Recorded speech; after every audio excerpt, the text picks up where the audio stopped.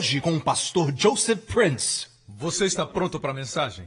Ok. Nós vamos agora examinar algumas realidades que vão destruir, que vão desmontar sem chances de reconstrução toda dúvida teológica que você tenha no seu coração. Amém? Toda dúvida que está impedindo a manifestação na sua vida, a sua cura, e em nome de Jesus eu oro para Deus destruir isso, ok? Tudo bem que você venha a Deus com a mente aberta. Uma coisa no seu coração: eu não quero a opinião de homens, eu quero a palavra de Deus. E você quer a palavra apresentada no seu contexto. Você não quer a opinião desse, a opinião daquele, desse grande homem de Deus que ensinou isso, ensinou aquilo, ou dessa outra forma. No final, você deve olhar para Jesus. E muitos crentes estão se desqualificando mentalmente, pensando, talvez pecados que eu cometi impedem a cura. Talvez tenha me envolvido com ocultismo sem saber. Talvez é uma maldição generacional que veio sobre mim. E todas essas coisas é o que Jesus chama de dúvidas. A Bíblia diz que se você tiver fé e não duvidar, você vai falar às montanhas e elas serão removidas e lançadas sobre o mar. Dúvida, no grego daikoinos, na verdade significa fazer uma distinção. Na verdade, você está fazendo uma distinção em termos daquilo que você crê com aquilo que você vê. Assim é importante que você creia certo. Amém? Agora eu gostaria de falar sobre a maldição generacional. Existem muitas pessoas que creem que um cristão pode sofrer maldição generacional. Minha Bíblia diz que se alguém está em Cristo, é nova criatura. As coisas velhas já passaram e tudo se fez novo. Ou Deus está dizendo a verdade, ou Ele não é o que a Bíblia diz que Ele é, ok? Assim nós sabemos que Deus é um Deus de palavra. Posso ter um amém? Certo? Cristãos, escutem-me com cuidado. Uma vez que você é crente, você é nova criatura, você não está mais sob nenhuma maldição. Para alguém ensinar para você a maldição das gerações, ela tem que levar você para a lei de Moisés e citar algum versículo da lei de Moisés, como, por exemplo, versículo como esse, Deuteronômio, que diz: não meterás, pois, abominação em tua casa, para que não sejas anátema. Portanto, daí eles vão dizer que muitos têm algumas coisas em casa que estão causando esse problema ou aquele tipo de problema. Eu cria nisso, eu já preguei isso, estava sob essa influência. Eu descobri depois que pessoas que ensinam essas coisas nunca de fato ficam livres da maldição generacional. Depois de você orar por eles, eles chamam outro homem de Deus para orar por eles, para quebrar a maldição generacional. E depois de um tempo, eles vão a um outro homem para orar por eles, para ver se ficam libertos. Na verdade, eles nunca descansam em Deus. Nunca. Se você crer certo, você terá paz, descanso. Se não trouxer paz para o seu interior, é porque não está baseado na verdade. Você olha para pessoas que ensinam sobre a maldição generacional, gente muito sincera, homens de Deus que ensinam isso, ok? Eu conheço um homem de Deus que ensina isso e eu acho que ele está equivocado. Por que eu acho isso? Porque ele tem que voltar para o Antigo Testamento, para versículos como aquele que eu citei, dizendo que se você trouxer a maldição para casa, vai ser amaldiçoado. Não, você não pode mais ser amaldiçoado. Eu disse, você não pode ser amaldiçoado. No Novo Testamento, a única forma de ser amaldiçoado é estar sob a lei. Na verdade, crer nisso traz para você maldição. Na semana passada, vimos em Gálatas capítulo 3, a Bíblia diz: de sorte os que são da fé são benditos como o crente Abraão. E essa fé é a justiça pela fé. Nós vimos isso semana passada. No versículo 10 diz assim: todos aqueles, pois, que são das obras da lei estão debaixo da maldição. No momento que você assume a posição de que suas bênçãos vêm porque você mantém a lei, e Deus vai ser favorável porque você mantém os preceitos da lei, ou que Deus te escuta porque você mantém a lei, você está debaixo de maldição. Veja, essas pessoas que creem na maldição generacional, quando você pergunta a eles, onde começou o seu problema? Eles dizem, 5 anos atrás. E você pergunta, quando você começou a crer? Quando você começou a ouvir esse tipo de ensinamento? Eles dizem, 5 anos atrás. Crer nesse ensinamento traz esses problemas. No momento em que você volta para a lei, não é trazer algo para casa que amaldiçoa você, é crer que você está sob maldição. É isso que o coloca em maldição. Você me escuta? Certo? Vocês são irreversivelmente abençoados. Você não pode ser amaldiçoado. Na verdade, existia um profeta chamado Balaão, é um profeta do Antigo Testamento, e ele era um profeta contratado para amaldiçoar pessoas, e Balaque, com medo do povo de Israel, o contratou para amaldiçoar o povo. E ele disse, como eu posso amaldiçoar aqueles que Deus abençoou? E a nação de Israel estava sob a lei naquela época. Ainda assim, ele disse, como eu posso amaldiçoar aqueles que são abençoados por Deus? Escute, eles eram abençoados sob o sangue de touros e de cabras. Você é abençoado sob o sangue real e divino de Cristo, aleluia! Muito mais você, nada, ninguém, nenhum diabo, nenhum demônio pode amaldiçoar você. A única forma de você ser amaldiçoado hoje é pregar um outro evangelho, crer no outro evangelho, crer na lei, voltar para a lei, voltar a manter a lei. Aí você está sob a maldição. Aqui nem fala de quebrar maldição. Diz você que é da obra da lei, está debaixo da maldição. Sob maldição.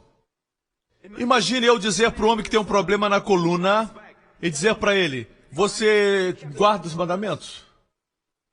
Você já observou todas as leis? Você confessou seus pecados? Enquanto você fala, a fé do seu coração desaparece. Se você olha para Jesus em Mateus, Marcos, Lucas e João, Jesus nunca, nem uma vez. E a propósito, o melhor modelo de cura está nos evangelhos.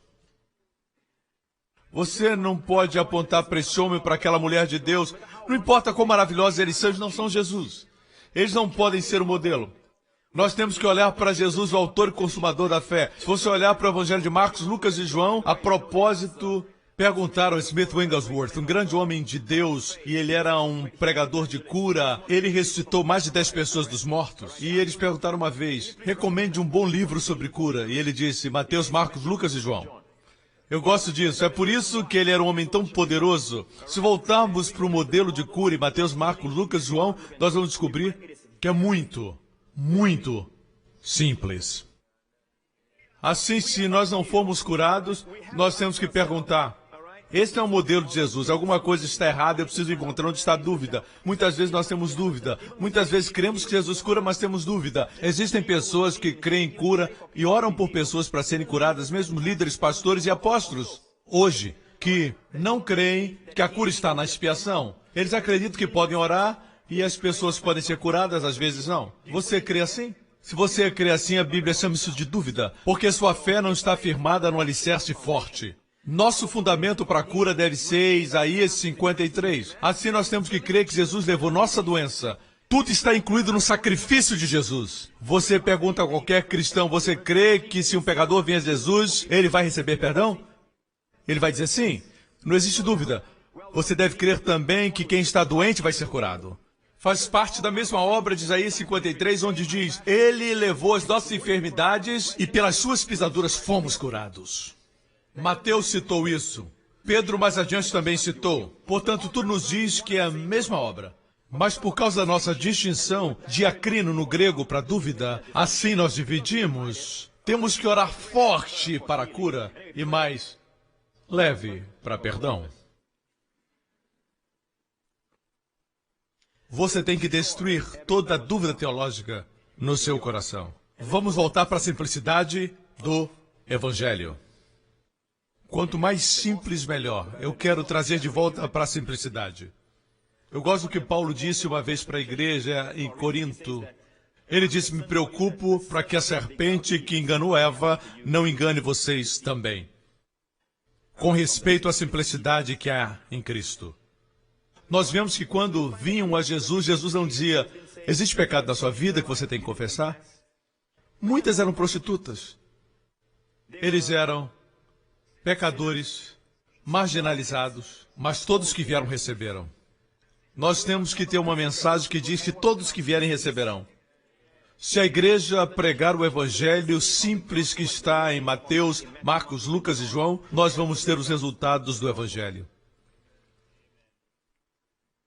Amém? Portanto, vamos olhar para essa maldição generacional. Mas os que ensinam isso dizem, pastor, aqui nesse texto se refere às leis cerimoniais, como o sacrifício de animais, ou oferta queimada, oferta pacífica, ou a parte que diz que você não pode comer carne de porco, ou camarões, outra coisa como esta, ou a lei judaica que diz que devemos observar as festas de Israel. Não.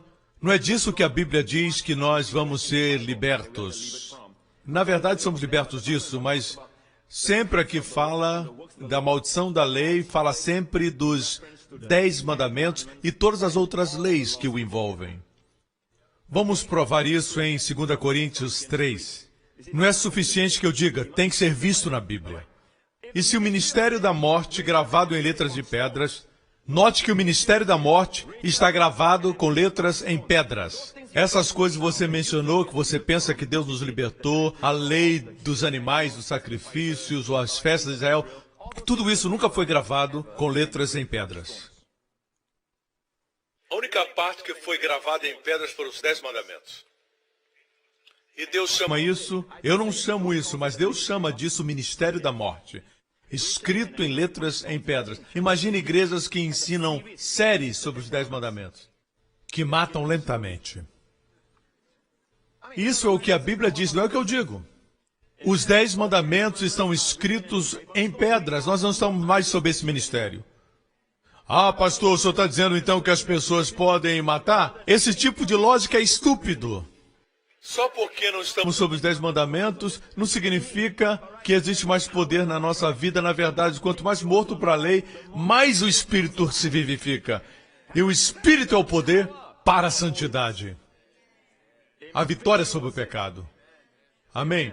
Poder para a cura e libertação. Esse é o tipo de poder que nós temos. Mas as pessoas dizem mais, os 10 mandamentos, a Bíblia diz, não cometerás adultério. Na graça, você ama a sua esposa e você se apaixona por ela todos os dias. Mas existem aqueles que não cometem adultério, mas não amam as suas esposas. Não cometem adultério por muitas razões. Não têm dinheiro, ou não tem ninguém que lhes dê oportunidade. Seja qual for a razão, só porque alguém não comete adultério não significa que guarda a lei. Mas o cumprimento da lei maior de Deus é esse. Amar. O amor é o cumprimento da lei. Assim, sob a graça, você faz mais. A lei diz que você não vai roubar. A graça diz que você vai dar. Que roubar? Você vai dar. Amém? Portanto, não venha com essa piedade que diz você deve cumprir a lei e parece que você é santo. Ninguém que tenta cumprir a lei consegue cumprir. Todos quebram. Amém? E a Bíblia chama a lei ministério da morte. Qual parte da lei? Os 10 mandamentos. Se isso não é suficiente, vamos para Romanos 7. Romanos 7. Assim, meus irmãos, também vós que estáis mortos para a lei pelo corpo de Cristo. Que lei é essa? Que lei é essa que estamos mortos para ela? Olhe bem o contexto, não somente escute o que eu digo, tudo está no contexto. Nós estamos mortos para a lei, pelo corpo de Cristo, para que sejais doutro, daquele que ressuscitou dentre os mortos, a fim de darmos frutos para Deus. Porque quando estávamos na carne, as paixões do pecado, que são pela lei, que declaração! Operava em nossos membros para darem fruto para a morte. Versículo 6. Mas agora, diga agora, estamos livres pela lei. Que lei é essa? Os 10 mandamentos. Pois morremos para aquilo em que estávamos retidos, para que sirvamos em novidade de espírito, e não na velhice da lei. Que diremos, pois? A lei é pecado? De modo nenhum. Mas eu não conheci o pecado, senão pela lei. Porque eu não conheceria a concupiscência se a lei não dissesse, não cobiçarás. Mas que lei é essa? Os 10 mandamentos. Todo o contexto fala que a lei se refere aos 10 mandamentos. Quanto mais você tenta cumprir, o reverso acontece. É Paulo que diz. Amém? Então, pastor Príncipe, nós não guardamos os 10 mandamentos para ser salvo. Nós guardamos os 10 mandamentos para Deus nos abençoar e sermos santos. Veja o que diz Gálatas. Paulo diz, começando no Espírito, vocês agora vão terminar na carne? Você recebeu o Espírito pela obediência à lei ou pela pregação da fé? Deus, pelo seu Espírito, faz milagres. Ele faz isso pela obra da lei? O homem guardando a lei? Eu guardando a lei ou pela pregação da fé? Onde estamos errando? Nós temos que acabar de vez com essa pregação da maldição geracional. Não é triste que as pessoas tenham que citar um versículo do Antigo Testamento para convencer você da maldição geracional? Não, você não está debaixo de nenhuma maldição. Mas, pastor, e se alguém vier e pronunciar uma maldição sobre a minha vida? E daí? O que vai fazer essa maldição mais forte do que a proteção de Deus? O que vai fazer isso ser maior do que a bênção de Deus na minha vida? Mesmo Balaão, que era um profeta profissional, ele não pôde amaldiçoar Israel sobre o sangue de touros. Imagine você que está sob a bênção e sob a proteção do sangue de Jesus. Vejamos o que Balaão disse em Números 23, versículo 21. A Bíblia diz: não viu iniquidade em Israel, nem contemplou maldade em Jacó. Olhe, existia impiedade em Israel? Existia pecado, existia iniquidade em Israel? Sim, muito. Mas Deus não viu. Essa é a bênção. Eles estavam cobertos sob o sangue de touros e bodes. A bênção é que não existia pecados, mas Deus não via. Então diz no versículo 23, pois contra Jacó não vale encantamento, nem adivinhação contra Israel. No original é a palavra feitiçaria. Contra Israel. O que quer dizer aqui? Se o povo de Israel que estava sob o antigo concerto não valia feitiçaria, quanto mais para você e eu? Amém? Ninguém pode colocar você sob maldição. Amém? Você é abençoado. Se alguém tentar, vai bater e voltar. É bom que você diga para eles, se você falar, vai voltar para você. Eu e você somos impenetráveis, somos uma fortaleza, estamos em Cristo. Cristo não pode ser amaldiçoado. O que traz maldição é se você se submeter à lei. A propósito, quando a Bíblia diz para você não trazer nada detestável para a sua casa, o mesmo capítulo diz, mate os amorreus, os heteus, os perizeus. Você não pode guardar essa parte e não matar? Não estou dizendo para você matar ninguém, entenda bem. Pastor, não está dizendo para você matar ninguém. Estou dizendo que o que faz você escolher um e outro não. A lei é um todo completo. Assim esse tipo de raciocínio não funciona. Posso ter um amém? E se você quer guardar os 10 mandamentos, lembre-se disso, você não pode adorar, não pode vir à igreja no domingo. Tem que ser sempre no sábado, que no sábado é o Shabat. Sempre foi o Shabat e sempre vai ser. Ninguém pode mudar. O Shabat nunca mudou para domingo. Domingo é o dia do Senhor, o primeiro dia da semana. O sábado é o último dia. No Antigo Testamento, o homem trabalhava e então descansava. É a forma como era no passado. Jesus veio com o novo, Jesus trouxe o novo. Primeiro dia é o dia do descanso. O homem descansa e depois tem o poder para trabalhar. De forma bem sucedida. Nós não estamos sob a lei, nós estamos não sobre o velho, mas sobre o novo. Estamos sob a graça. Posso ter um amém? Aqueles que dizem, bem, isso aqui foi modificado. Quem deu a você o direito de modificar? E se você está sob a lei, o primeiro mandamento diz, você não terá outros deuses. E se você tiver, se existe idolatria no seu coração, a Bíblia diz, eu, Senhor, seu Deus, sou um Deus zeloso e visito a iniquidade dos pais nos filhos, até a terceira ou quarta geração daqueles que me odeiam. Se você está sob os 10 mandamentos, Deus vai visitar seus pecados. Sendo assim, Deus vai visitar sobre você e sobre seus filhos e seus netos. Mas essa parte eu escolhi não crer. Você não pode escolher o que você quiser. É uma lei completa. Tiago diz, se você quebrar uma lei, você é culpado de toda a lei. Não somente aquela que você quebrou, mas toda a lei. É uma lei composta, plena. Ela levanta ou cai junta. Você não pode escolher algumas partes. No momento que você se submete à lei, você crê na lei, é isso que traz maldição. Quando você crê essas coisas na sua casa, te amaldiçoa. Coloca você na posição de não ter graça mais lei. Aí vem a maldição. A maldição da lei sobre você. Amém? Se eu for à sua casa, provavelmente eu vou abrir qualquer jornal, eu vou encontrar um horóscopo. Vem todos os domingos. Se eu for à sua casa e abrir uma revista, com certeza eu vou encontrar um horóscopo lá dentro. Você já estaria amaldiçoado. Acabou. Assim, sob os 10 mandamentos, Deus visita a maldade dos pais. Você não está feliz que não estamos mais nos 10 mandamentos da lei? Estamos na graça. E quando Deus anunciou pela primeira vez o novo concerto para Jeremias 31, a cláusula principal é esta. A cláusula principal, no final do versículo, porque eu perdoarei a sua maldade e nunca mais me lembrarei dos seus pecados. Na lei, nos 10 mandamentos, Deus diz que ele vai visitar a maldade nos filhos. Mas aqui diz que ele vai perdoar as iniquidades e não vai se lembrar mais dos nossos pecados. Nunca mais significa o quê? Que numa época ele se lembrava sob a lei, mas pelo que Jesus fez, ele não lembra-se mais. É como se estivesse dizendo, porque Jesus levou os seus pecados, certo? Hoje eu sou justo e fiel para o que Jesus fez e eu não me lembro mais dos seus pecados. Deus não vai visitar as suas iniquidades porque ele já perdoou as suas iniquidades. E Deus fez tudo por sua justiça e por sua santidade. E a Bíblia diz que Deus é justo e nos faz justos. Não é que Deus tem pena de nós e nos faz justos, não. Deus é justo e nos faz justos. A santidade de Deus, a justiça de Deus, puniram Jesus por nossos pecados, para que nós nunca fôssemos punidos. E a santidade de Deus que fez isso. Portanto, sob a lei, Deus diz, eu vou visitar as iniquidades até a 3ª ou 4ª geração. Na graça, somos perdoados. Você percebe a diferença? Oh, me parece um pouco vago. É vago?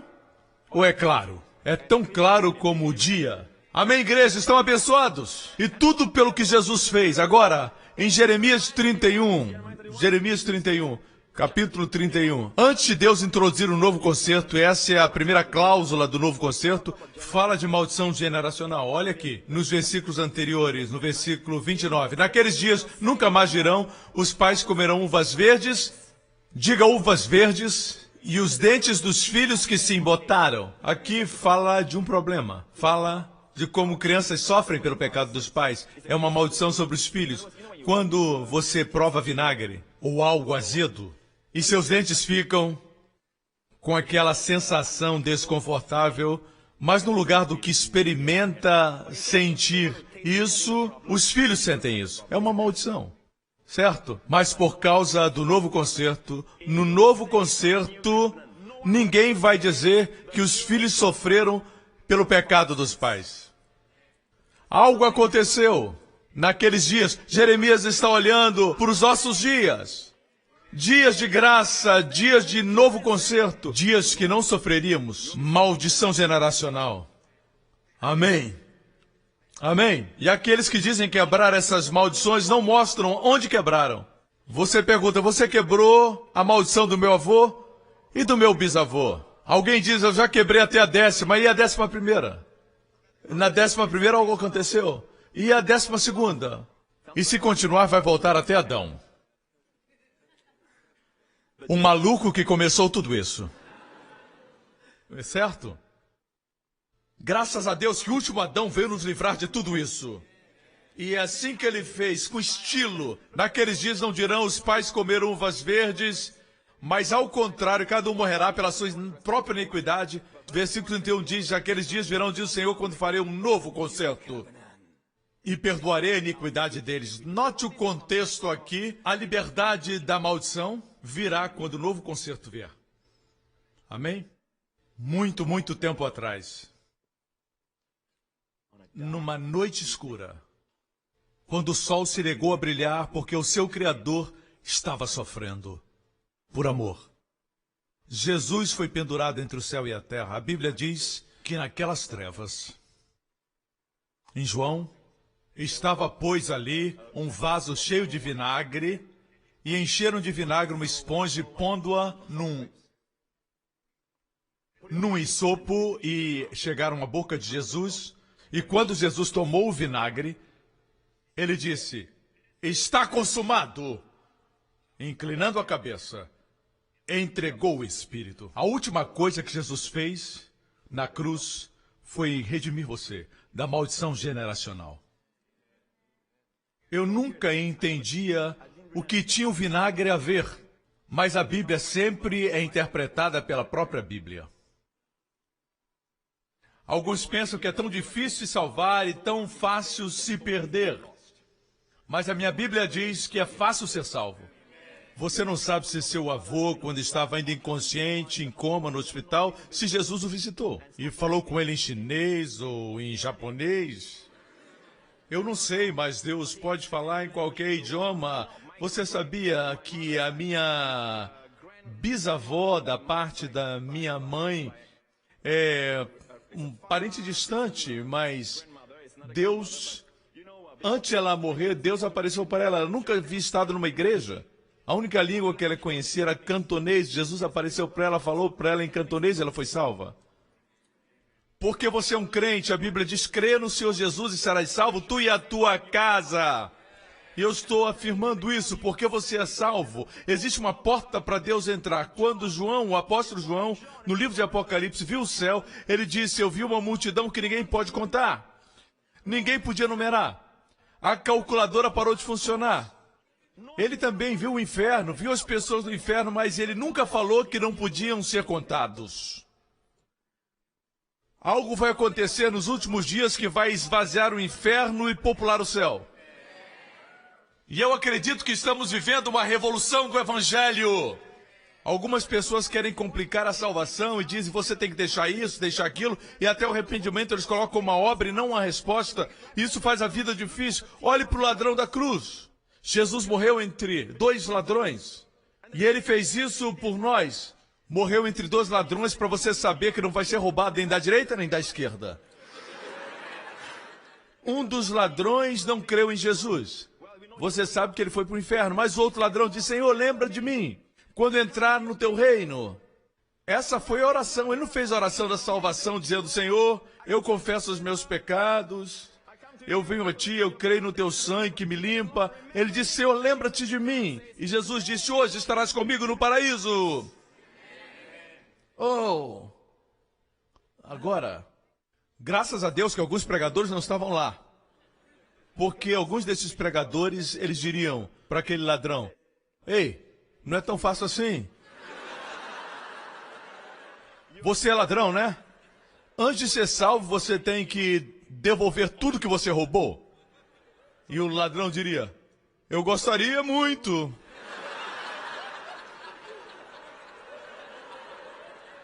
Eu faria se pudesse. Mas eu estou preso.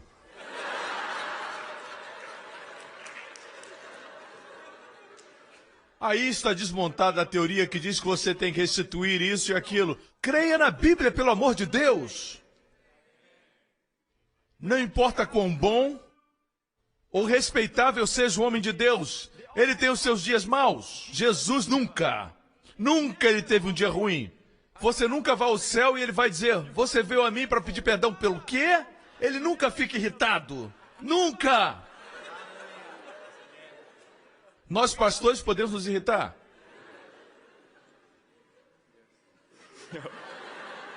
Mas Jesus nunca. Você não fica feliz? Sempre amável, sempre paciente. Deus o Pai é assim. Amém? Assim. Esta maldição hereditária só pode ser sancionada se forem citados textos do Antigo Testamento e subitamente, mas certamente eles vão trazer você para a prisão. E crer nisso é o que traz a maldição da lei. Amém, igreja? Agora, tem outro assunto que quero compartilhar. E eu sei que muitas pessoas aqui na igreja são muito protegidas. Vocês escutam bons ensinamentos, mas você não sabe que existe muito ensinamento e muito vento de doutrina pelo mundo aí.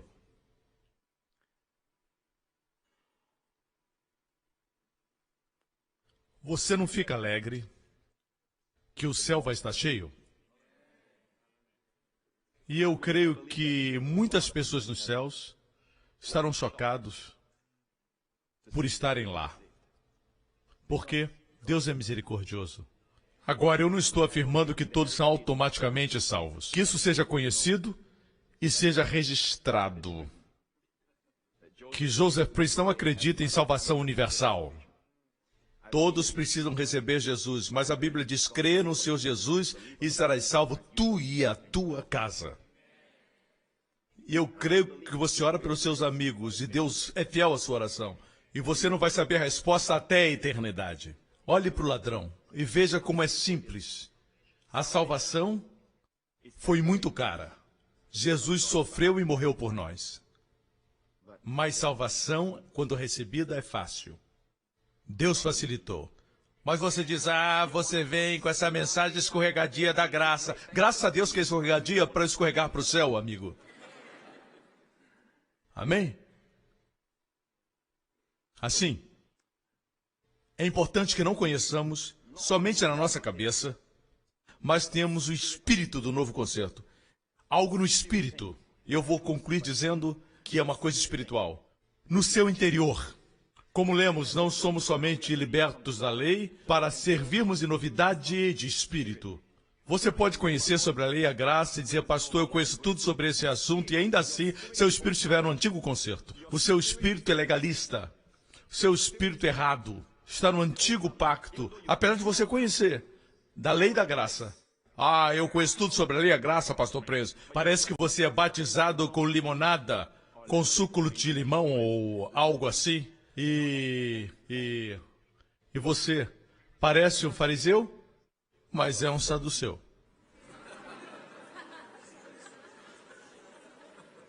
Um farisaduceu.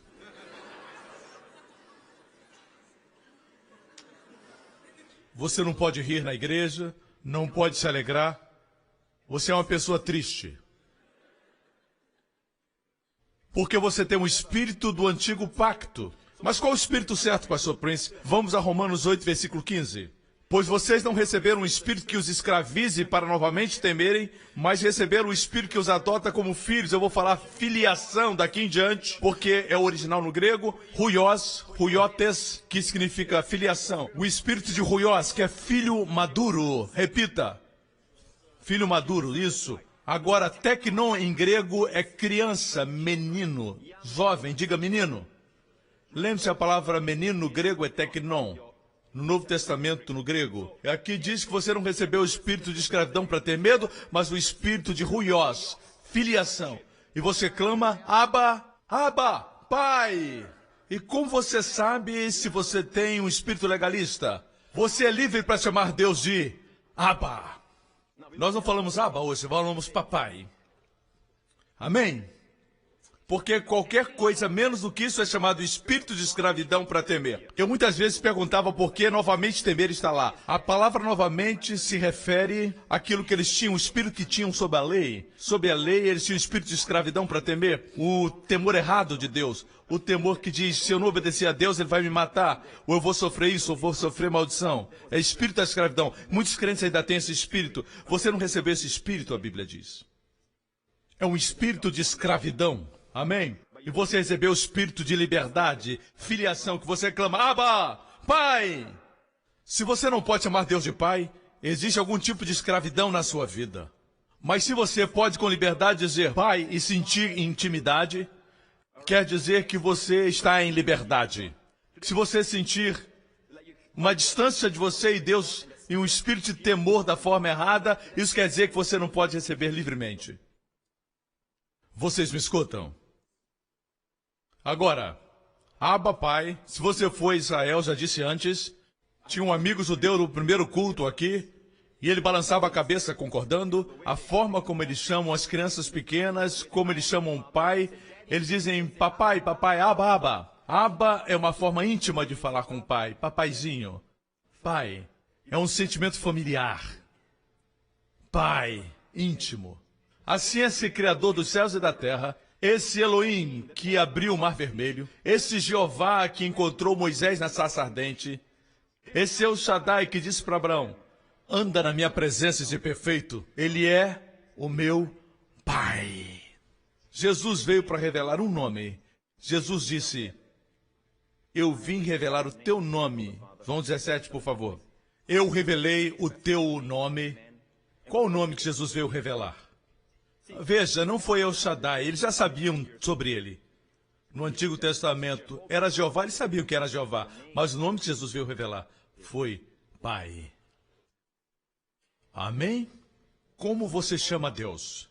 Depende muito da intimidade que você tem para chamá-lo. Abba não é um termo que usamos quando crescemos aqui em Singapura, a não ser que você seja judeu. Qual o termo confortável? Se você é confortável com Deus Pai, fala assim. É Deus o Todo-Poderoso? É Deus El Shaddai? É Deus Elohim? É Deus Adonai? Sim, ele é todos esses nomes. Eu já ensinei sobre os nomes de Deus. E você pode cantar os nomes de Deus e dizer, El Shaddai, El Shaddai. Mas quando você fala com ele diretamente, você não o chama por esses nomes. Quando você está adorando juntamente com o povo, você pode dizer Adonai, Elohim, porque nós estamos adorando o nome do nosso Pai. E alguém quando diz, ele é o Deus Todo-Poderoso, você diz, esse é meu papai. Alguém diz Jeová, e você diz, esse é o meu papai.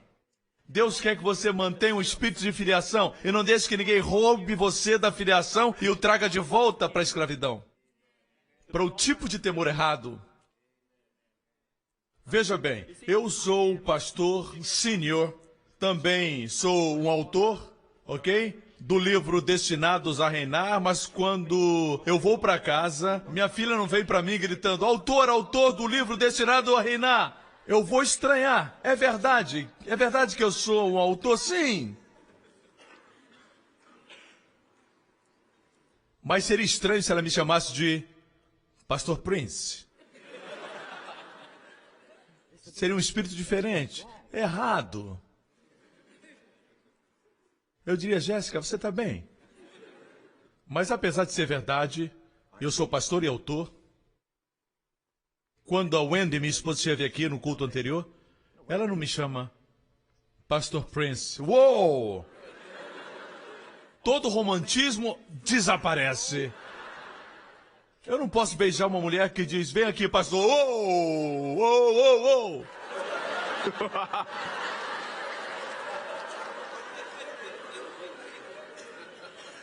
Do nada eu vejo o rosto do pastor Henry na minha frente. Pastor Henry me chama pastor.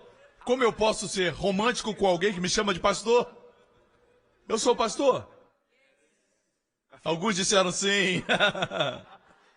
Eu sou Joseph Prince, pastor dessa igreja. Alguns pensaram que era o pastor Henry que era o pastor da igreja. Ele é um deles. Não, ela me chama... Eu não preciso dizer como ela me chama. É um segredo nosso, irmão. Mas ela me chama alguma coisa. Uou! Por que eu estou dizendo isso para você? Tudo é verdade, eu sou o pastor, mas é um espírito diferente, alguma coisa está errado. Quando a família chama a gente assim. É isso que acontece quando a gente vê crentes tentando impressionar Deus, dizendo, oh Deus Todo-Poderoso. Isso não impressiona Deus. É o espírito que não pode receber. Porque é o espírito do antigo pacto. O espírito que recebe diz Pai Celestial. Abba. Fala de intimidade. Amém? Porque eu vou dizer algo. A família tem privilégios que outros não têm. Algo estaria errado com a Jéssica se ela sentasse e dissesse assim, qualquer pessoa veria isso. E ela diria, pai, sim. Me passa o suco? Sim. Pai, sim. Passa o molho? Sim. Pai, sim. Me dá um pouco mais de arroz? Sim. Algo estaria errado, alguma coisa estaria drasticamente errado. Alguém está sendo abusado nessa família. Muito abusado. Chama a polícia, alguém foi abusado nessa casa. Não, não é assim. Quando Jéssica come, Jéssica come. Mamãe e papai falam come. E ela come, vai, come tudo que quiser. Certo? Por quê? Porque é a família. Tudo na mesa é dela. Ela sabe disso. Amém? Às vezes sua única oração é Pai. Mas é triste que muitas pessoas, porque em sua criação, seu pai foi abusivo, fisicamente ou emocionalmente, e quando elas falam pai, tudo que vem à mente delas é o pai terreno, e elas não entendem que Deus Ele tem bondade maior do que os homens. Ele é um pai verdadeiro. Deixe Deus curar seu coração disso. Infelizmente, existem estatísticas que mostram, e as estatísticas são da América, eu creio, e dizem que a maior parte das pessoas na prisão, os estudos, na verdade, dizem que a maioria das pessoas na prisão, certo? Vem ou de famílias que não têm um pai, ou de famílias cujo pai era emocionalmente ausente. Não fisicamente, mas emocionalmente. E no final, muitos acabam no crime. Existe um espírito de orfandade que clama por amor. E alguém diz, mas isso é na prisão, é uma outra categoria, mas a verdade é que todos nós fazemos parte de famílias, a maior parte de nós, a maioria, vem de famílias cujos pais estão presentes fisicamente, mas ausentes emocionalmente. Você me escuta? Isso pode afetar sua saúde mental, sua emoção e até a sua saúde física. Quando você recebe o amor do Pai, você começa a melhorar. Portanto, antes de Jesus fazer qualquer milagre, a primeira coisa que o Pai disse para Jesus, tu és o meu filho amado, em quem tenho prazer. Todo filho precisa ouvir isso. Todo filho. Amém? Assim, muitos de nós viemos de famílias com problemas, cujos pais não estavam presentes ali conosco. Vejam, pais, olhem para mim. Eu deveria ter pregado isso no Dia dos Pais, mas não fiz. Pais, o diabo não se importa quanto amor você tenha no seu coração, nos seus rins, nos seus pulmões, pelos seus filhos. Para ele não interessa quanto amor você tem, contanto que você não diga, não expresse. É disso que ele tem medo. Jesus recebeu a expressão verbal, tu és o meu filho amado. Filho, tu és o meu filho amado. E em ti tenho prazer. É importante que toda criança escute isso. E Jesus se tornou um sucesso. Amém? Assim, se o seu filho se comportar mal, o que você faz? Você chama?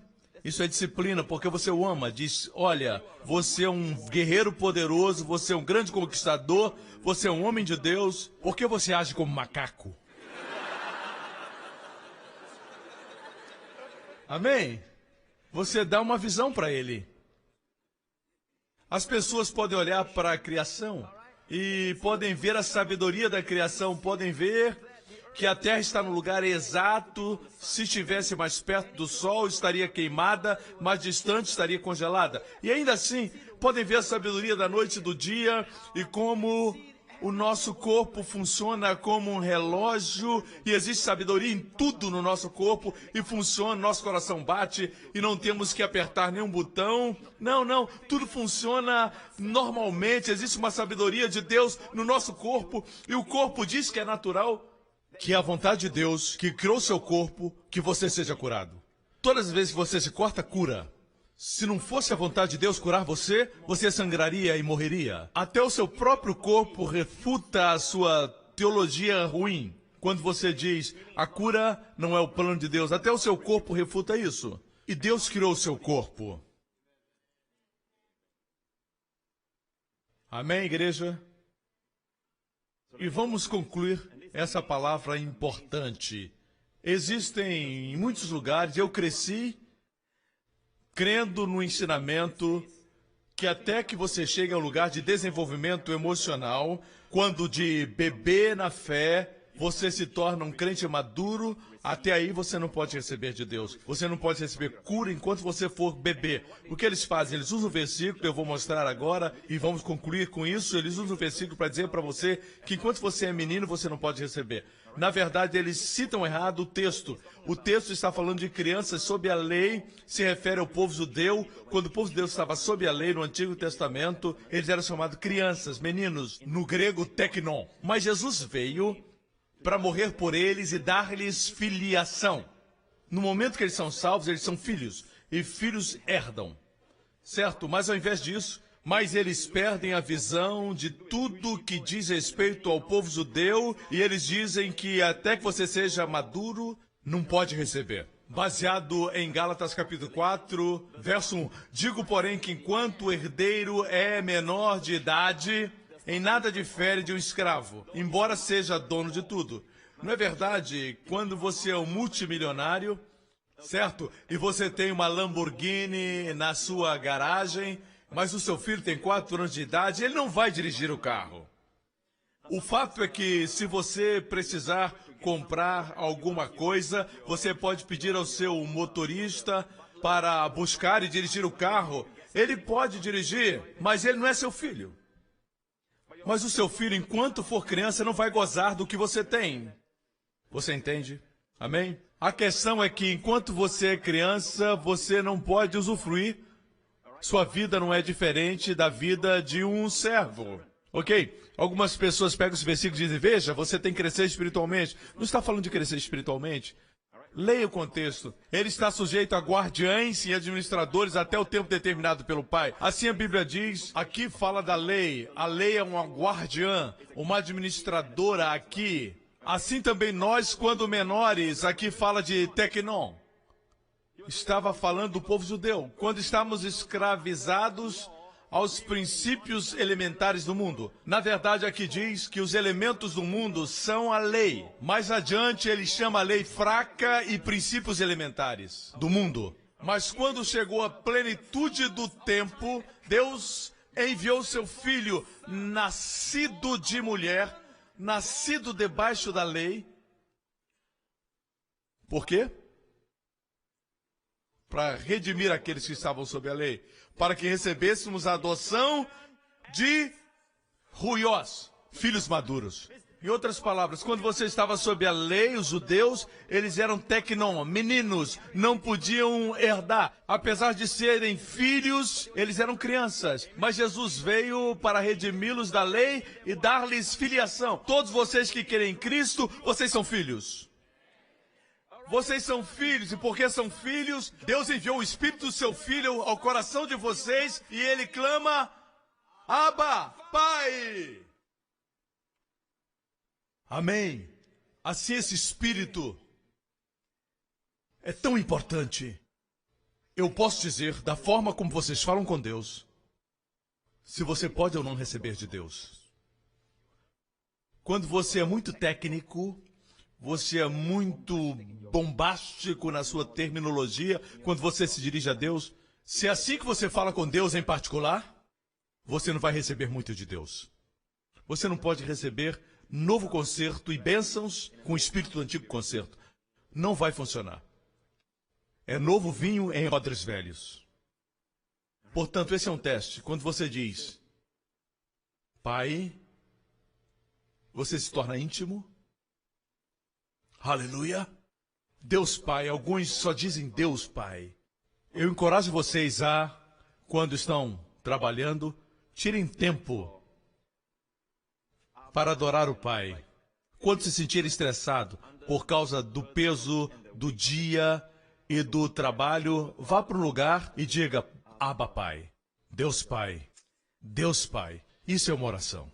Você vai se sentir que não está sozinho, seus amigos vão estar falando dos problemas que existem no trabalho e toda a confusão, e você vai dizer, Abba, Pai, Pai. Isso é proteção no nome. Não somente Jesus revelou o nome, ele falou com seu Pai e nos deu alguns segredos. Nós escutamos a sua oração com o Pai. João 17, ele diz, eu revelei o teu nome. João 17. João 17. Vamos descer. Vamos descer. Versículo 11. Não ficarei mais no mundo, mas eles estão no mundo. Eu vou para ti, Pai Santo. Protege-os em teu nome. Que nome ele manifestou, Pai? Protege. Protege pelo nome Pai. Quando você diz Pai, você está sob proteção. Enquanto você mantém o espírito do novo concerto, você está protegido. Vamos descer um pouquinho mais? Enquanto estava com eles, eu os protegi no nome. Todas as vezes que Jesus dizia, o Pai que está nos céus, ele estava os protegendo, dando um sentido de família, um espírito de liberdade e de filiação. Por exemplo, quando ele disse, Mateus 7,11, se vocês, apesar de serem maus, sabem dar boas coisas aos seus filhos, quanto mais o Pai de vocês que está nos céus dará boas coisas. Diga boas coisas. O Pai que está nos céus dará boas coisas. O Pai que está no céu dará boas coisas. Boas coisas. Boas. Coisas. Coisas que são boas. Pai do céu dará boas coisas. Se vocês serem maus, saberem dar boas coisas, algumas pessoas, sob o espírito da escravidão, sob o espírito do legalismo, dizem, bem, o que é bom para Deus pode não ser bom para o homem. O branco é branco, o preto é preto. Aqui, eles querem nos confundir. Eles dizem, Jesus disse que o Pai de vocês vai dar boas coisas, mas as coisas boas deles podem não ser tão boas. Isso é confusão. Quer dizer, então, que aqueles que são maus podem dar boas dádivas, os dons espirituais. Não, ele está falando que homens maus sabem dar boas dádivas. Ele vem contra o ensinamento dessa confusão espiritual. Se o seu filho pedir pão, você vai dar pedra e dizer para ele, você não sabe, você não quer pão, você quer pedra. Pedra é bom, pedra é bom. Uma criança está pedindo pão. Jesus está falando de boas coisas. Se um filho pede peixe, você vai dar uma serpente? Não, não. Peixe é o que você pensa que quer. Eu sei o que você quer. Você quer serpente. Essa é uma demonstração clara que Jesus tinha senso de humor. Quando ele disse à multidão, eles devem ter sorrido. Jesus disse, eu estou tentando dizer que esses religiosos tentam fazer o branco ser preto e o preto ser branco, e as pessoas não se aproximam de Deus como um Deus bom. O bom Pai que está nos céus. E se o seu filho pede pão, o Pai vai dar pedra. As pessoas até sorriram, como você viu. O que faz você pensar que ele falou, se o seu filho pede por pão, você vai dar uma pedra? Ele não estava emburrado. Ele foi ungido com óleo da alegria. Mais do que aos seus companheiros, a alegria do Senhor é a nossa força. Amém? Portanto, guarde isso como um presente do Pai. Quanto mais o Pai de vocês, quanto mais o Pai de vocês. Se você é irritável, se você é temperamental, e ainda assim você dá boas dádivas para os seus filhos, quanto mais o Pai. Alguns de vocês preferiam estar no hospital no lugar do filho de vocês. Alguns prefeririam ser cortados do que o filho ser machucado. Amém? E ferido. Amém? E você não é perfeito. Quanto mais o Pai nos céus daria boas dádivas. No final do culto eu quero orar para que o Pai nos dê uma boa coisa. E a nos proteger da gripe asiática. Quando alguém vier a você e disser, quem você pensa que você é? Não importa isso. Você não tem tempo para escutar quem eu penso que eu sou. Eu posso dizer quem eu penso que eu sou. Quem você pensa que eu sou não é importante. O importante é quem Deus pensa que eu sou. Isso é mais importante. Mas você não quer ouvir quem eu penso que eu sou. Você não quer ouvir porque é muito grande. Seria um Novo Testamento inteiro, amém? Amém? Se alguém vem a você, saiba disso. Se eles não têm pai, eles têm raiva. Você não é sem pai. Portanto, você pode perdoar, você pode ser generoso, porque você não é um órfão. Você tem um pai, amém? Assim, eu peço a Deus uma coisa boa, que Deus nos proteja. Uma outra boa coisa, a Bíblia diz boas coisas. Vamos pedir que Deus nos prospere durante este tempo. Vamos pedir isso, amém? Não importa quanto você tenha sofrido durante esse tempo de problemas financeiros, vamos pedir uma dádiva. O presente que eu quero, Senhor, é que eu prospere na minha companhia, que eu seja aquele que tenha os bons salários. Quando a bênção vier, não esqueça da sua família, porque você tem um Pai no céu que disse isso, que é seu prazer dar a você o reino completo. Jesus disse que é o bom prazer do Pai. Aleluia! Deus gosta de abençoar você. Amém, igreja? Você se lembra daquela época, quando orar era difícil? Você olhava para o relógio, você queria orar por 1 hora, eu vou orar por 1 hora, e você olhava para o relógio e só tinha passado 5 minutos. Não é isso que o Pai quer. O Pai quer que você venha à sua presença. Então, somente se delicie. Isso é oração.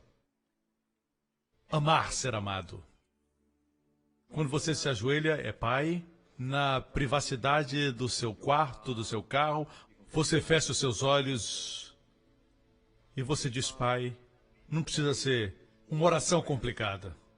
Jesus diz, não pense que serão ouvidos por falarem muito. Deus sabe o que vocês precisam. Simplesmente experimente seu amor. Volte ao sentimento que você está seguro. Você é família. Você está cuidado. Amém? Vamos fazer isso? Amém? Todas as cabeças baixas, olhos fechados nesse lugar. E aqueles que nos assistem pela TV. Se você está aqui, você nunca fez de Jesus o Filho do Pai, enviado para morrer por seus pecados, para que Jesus se tornasse o culpado por todos os seus erros, por toda a sua impiedade. E na cruz, Jesus levou seus pecados. Na cruz, Jesus levou as suas enfermidades e a sua maldição na cruz.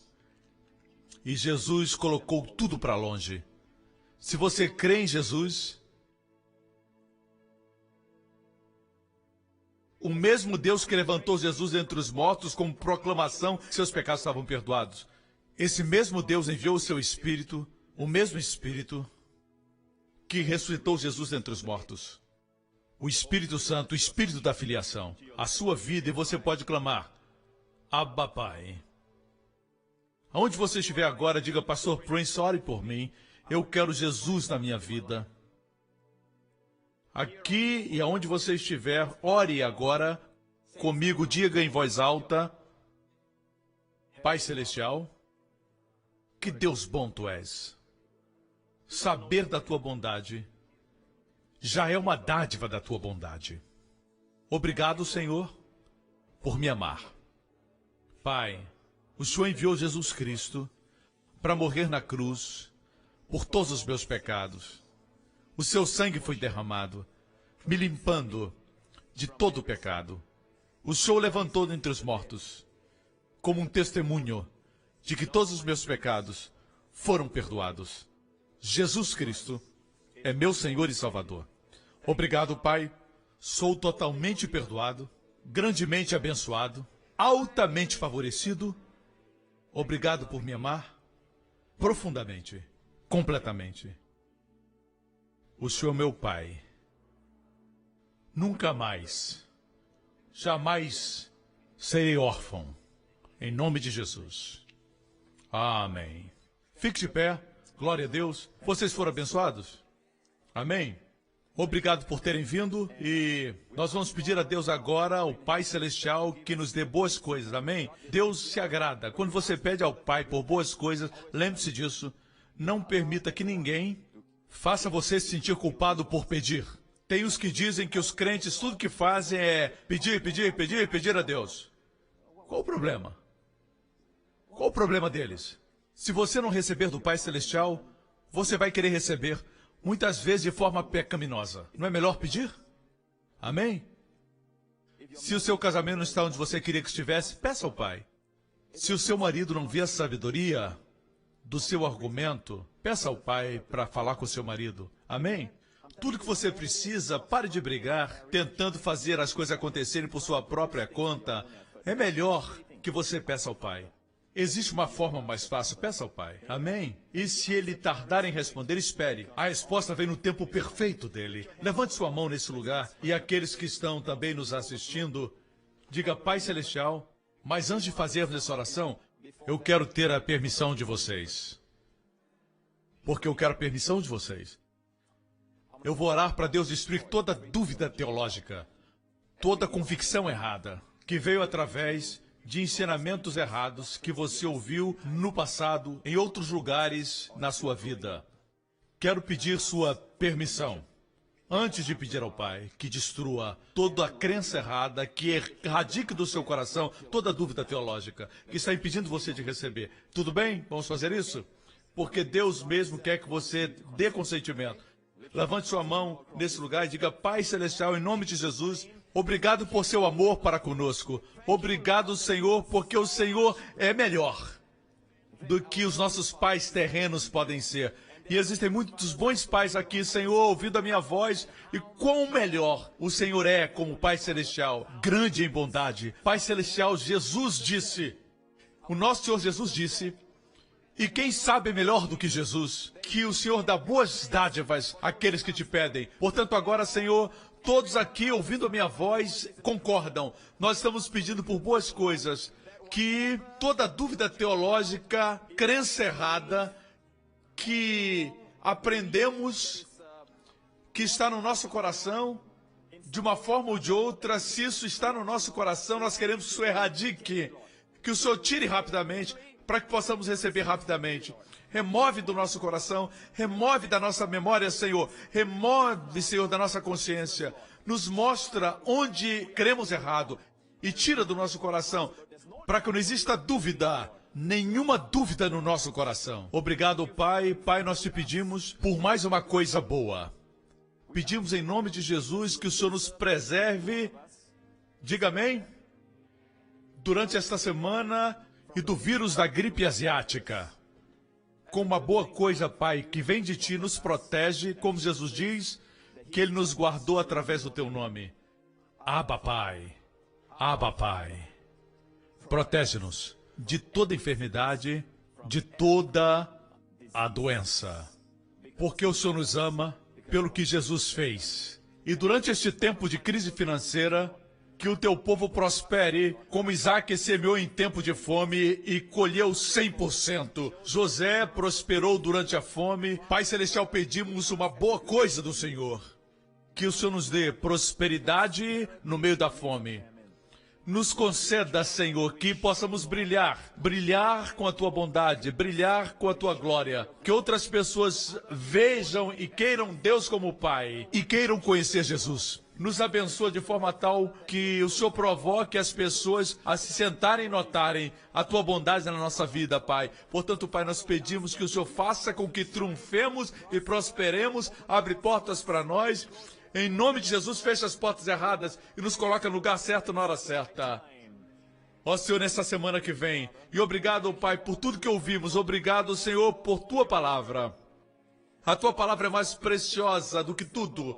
A Tua palavra é mais preciosa do que o ouro e da semente mais preciosa que o homem usa para alimento. A Tua palavra é mais preciosa do que qualquer semente. A Tua palavra é a semente incorruptível da vida. Obrigado, Senhor. Pedimos em nome de Jesus que a nossa semente germine e produza 30, 40, 60 e 100% em cada vida. Em nome de Jesus. Obrigado, Pai. Aleluia. Amém. Glória a Deus. Aleluia. Amém. Deus abençoe você. Deus abençoe cada um. Obrigado por sintonizar no programa de hoje com o pastor Joseph Prince, da igreja New Creation. Estamos certos que você foi abençoado.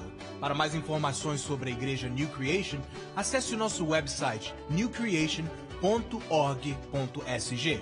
Lá você poderá se inscrever no nosso devocional diário do pastor Joseph Prince. Seja incentivado e fortalecido todos os dias e saiba o quanto Deus lhe ama através destes devocionais. Acreditamos que o seu dízimo pertence à igreja a qual você frequenta. E oramos para que você seja grandemente abençoado, altamente favorecido e profundamente amado.